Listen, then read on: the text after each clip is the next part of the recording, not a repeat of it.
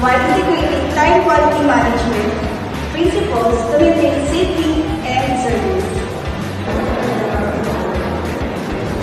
At Handa Tayo, we value people first.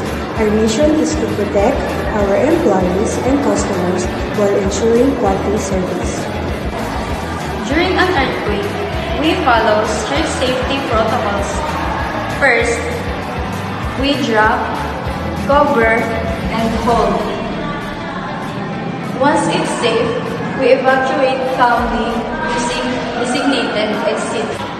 Before we proceed to crisis detection and initial response, first, we're going to explain our role one by one. As the General Manager, I ensured that our team responds quickly and effectively following the contingency plan we created. As Safety Manager, I lead the evacuation and inspect the building for any damage. I also check everyone's safety before entry. As an IT specialist, my role is to maintain communication with staff and customers.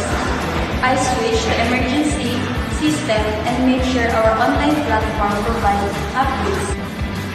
As an HR officer, I check in with each employee, account for attendance, and assist those in distress. I also lead emergency contacts, communications. As a logistic coordinator, I prepare and distribute emergency kits, first aid, flashlight, radios, and water. I also coordinate our resource restocking post-crisis. We conduct monthly drills and employee training to make sure everyone is prepared and confident in case of a real earthquake.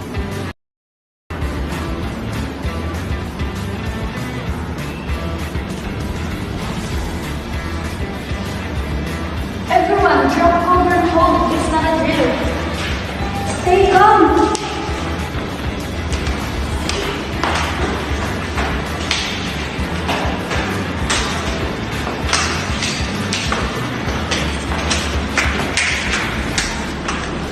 Once it's safe, we proceed to the evacuation area.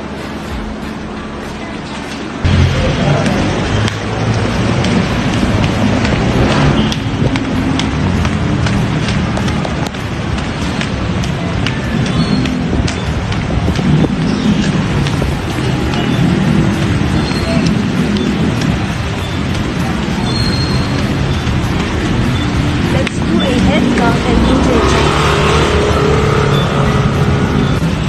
I've sent a message to all employees and clients to inform them we are safe and will resume operations after 60 days.